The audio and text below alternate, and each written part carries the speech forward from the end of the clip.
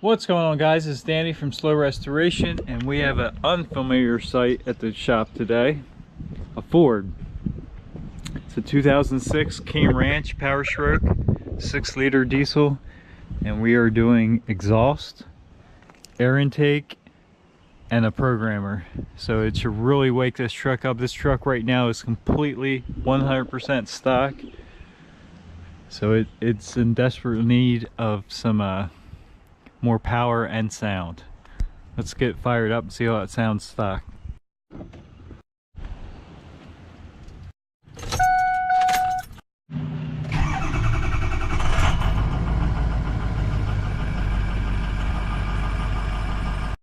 This is a King Ranch.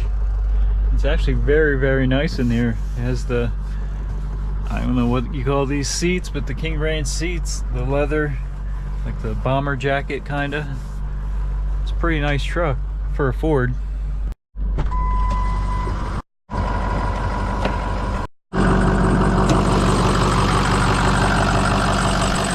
There she is, all of its glory. Six-liter Powerstroke diesel.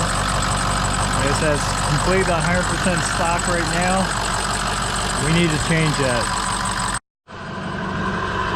Super quiet out of the exhaust. You can hear the front motor noise way more than you can the exhaust. So let's give it a little rev here at the back, stock, and then we'll do another one when we get the exhaust on.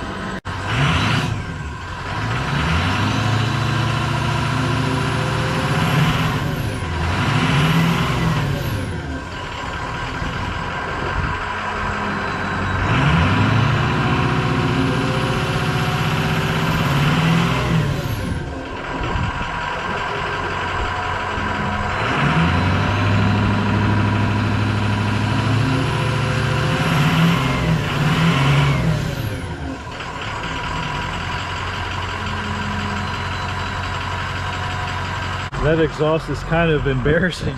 I can see why he needs some stuff done to it. We'll give it a couple revs up front here too, with the stock air intake and the exhaust for that matter.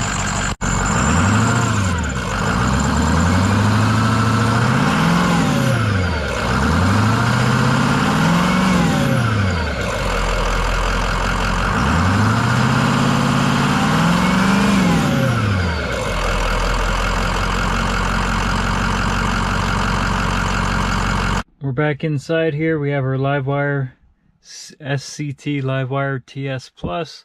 Let's unbox it and see what we have inside. Got some literature. Here's the actual screen. Got some cables. We have the suction cup mount and another cable. And of course, nothing's complete without a sticker. We have our alcohol prep pad to clean the windshield before we put the suction cup on. And I might just be weird, but I love the smell of this stuff. I don't know.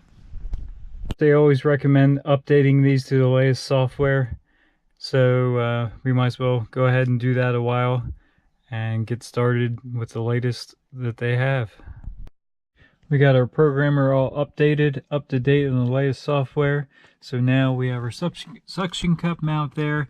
For right now, we have our wire plugged into OBD2 port, and we're just gonna string it around. We'll put it up later. We just want to get this set up. So it's pretty easy. This plug plugs into the back of that and then mounts in there. So let's get that done, and then we'll fire this thing up for the first time. As soon as you plug this up, it does light up, as you can see. We'll just wait until it loads up. So once it loads up fully, it'll come to that screen. They do give directions here. Just following the on-screen prompts there. Just pick what you want. We're just kind of doing all the default with a street tune. So now we are saving vehicle stock data, and soon it'll load the Livewire tune into the vehicle. Now it's applying a tune. And it looks like we're done there. It tells you to turn the key off. We'll hit done. And we're back to main menu. So now we can choose the gauges and stuff we want on there. And we should be loaded up with a tune. I'm not going to go into too much on this. We'll have a video later of just like the tuner.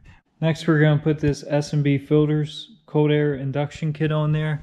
As you can see, there's the part number 75-5070 for the 03 to 07 Ford Super Duty 6-liter Powerstroke. Let's get this open.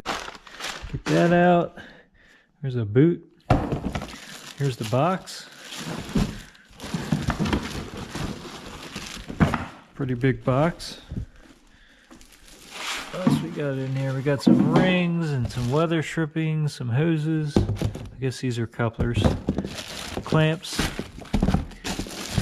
I'm sure the filter's in there. And directions. And of course a sticker. The only real thing I see on the directions worth noting is right there on the first step. It says, do not skip this step.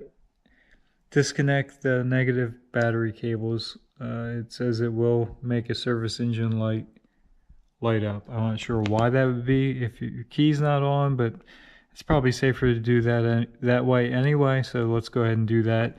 We'll get started on this. I'm probably not going to go through step by step. We'll just get it installed. Anything noteworthy, I'll let you know. It's a fairly simple install. There's a couple of things that are a little tricky. If you got any mechanical skills at all, you can definitely do it.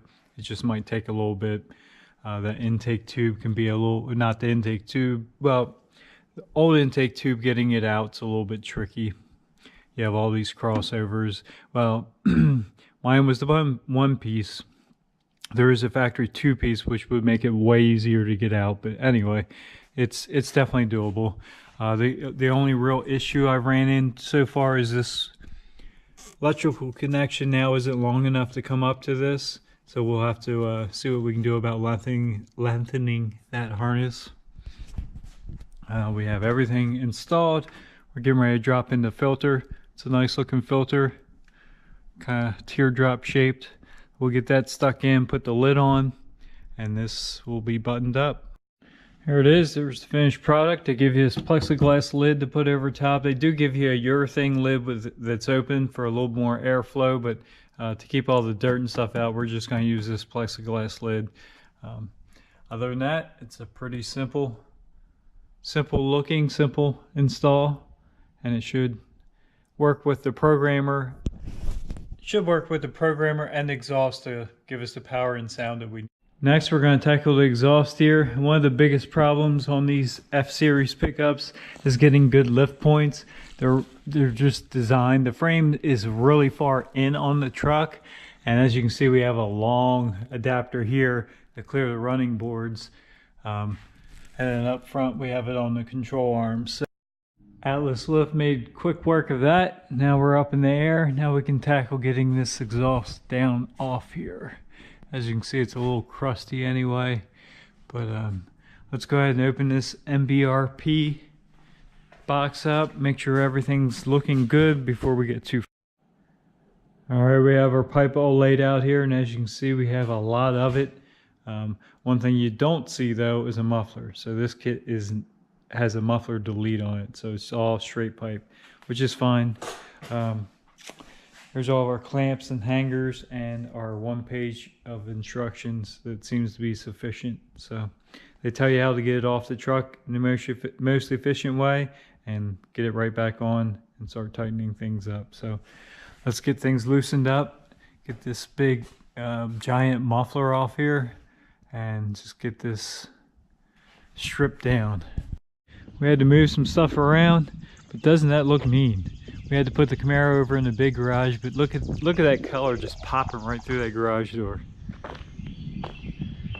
I don't know, I really like it, but we got the Extreme outside too. We had it over in this garage, just kind of moving stuff around because we're actually getting the drywall work finished up in here from the flood. So it's pretty exciting to see this cover back up.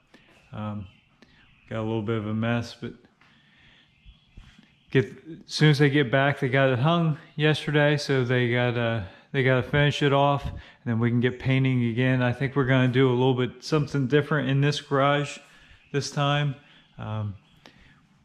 maybe, you know, try and change up the colors a little bit, make it nicer, and maybe do some filming in here for the nicer cars as we finish them up. So as you can see, the Camaro is just a little bit too close to be doing exhaust work on that. So we need to get this thing back out of here so we can get back to work on the exhaust. With a couple strategically placed cuts, we have most of the exhaust off, and dropping the truck back down, we took the V-band clamp off the back of the turbo. So now we just have this down pipe to snake down through here. So it's loose. Let me get this pulled out and then we'll show you the whole exhaust system off. So it looks pretty massive off the truck, but they tell you to drop the shock to get the tailpipe and muffler assembly out. You really don't need to. If you have it on a lift, it actually pulls right out. We'll probably slip this off, this connection, so we can do something with the cat, recycle it, and yeah, there's our old junky exhaust system. On with the new. We're going to put our downpipe with the V-band end up through to the turbo. Now we need to drop the truck back down to get that V-band clamp put back on there. We're not going to tighten it yet, but we do need to get it on to hold it in place. After wrestling with that V-band clamp, excuse me, for a little bit, we did get our downpipe installed. As you can see, it's still loose, so we're going to need to adjust that. But for right now, it is hanging on there with the V-band loosely installed. So now we'll start with the rest of our pipe, just kind of get it all mocked up, all loosely hung, hangers in place, clamps in place, and then start tightening up from there. Obviously, they give you enough pipe for all the different cab and bed configurations. Our particular cab is a quad cab, and it is a short bed.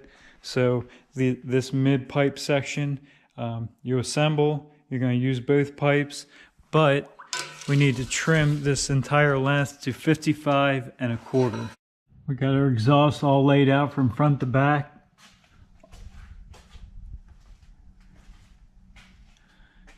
Now it's just a matter of positioning everything. I roughly got the front pipe as high and positioned where I want it.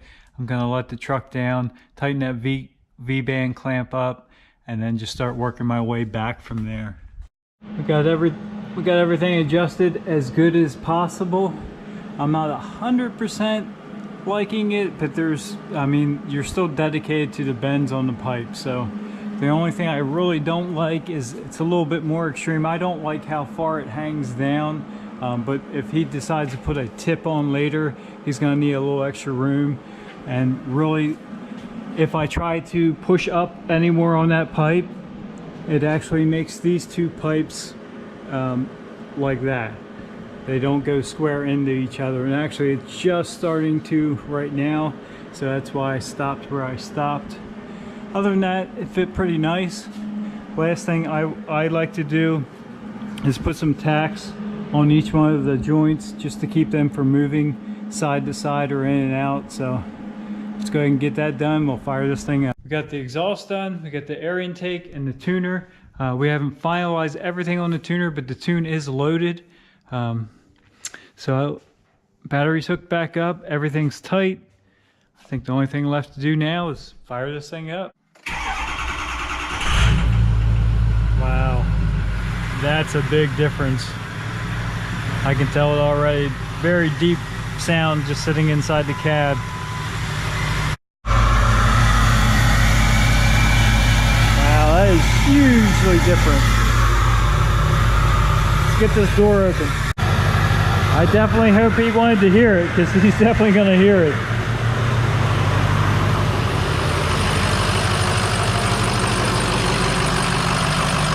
Got our S&B cold air kit on there.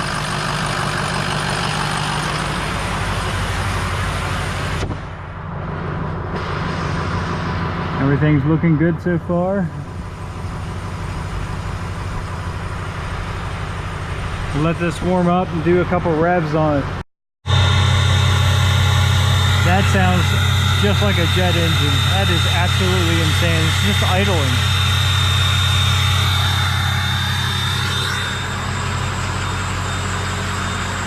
Up here, not so much difference. As you would expect, we didn't really do anything except for air intake, and it's just idling, so you're not going to notice any difference. But definitely out the back of the tailpipe, that is insane. Got a little heat in it. Let's give it a couple revs.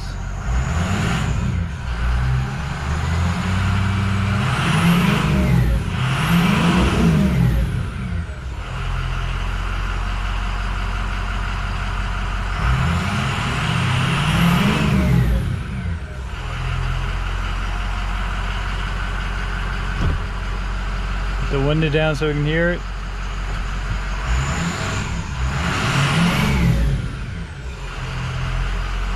We got a difference on the air intake with the rev.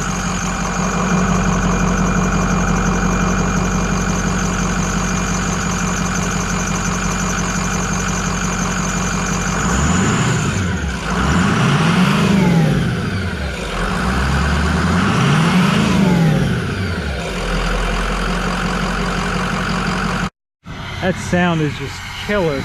I can see why people like these things, even though they have their issues. They definitely sound good. All right, guys, we're backing this thing up. Just listen to it. Sounds really good. All right, we have it in position, so let's do the same sound test we did before.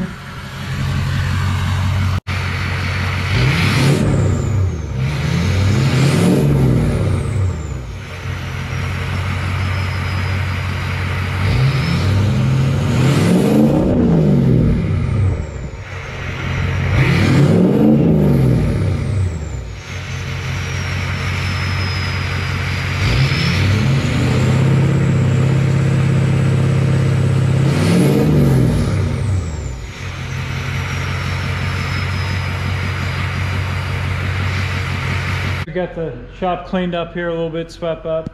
We still got to do some with the exhaust box and move some stuff around, but as you can hear, we have the Ford running outside. It sounds really good. I'm pretty shocked at how much difference it actually made. I'm probably going to make another video of test driving it and just the more of the sounds, because this video is just getting too long. But anyway, thanks for stopping by. Have a good day.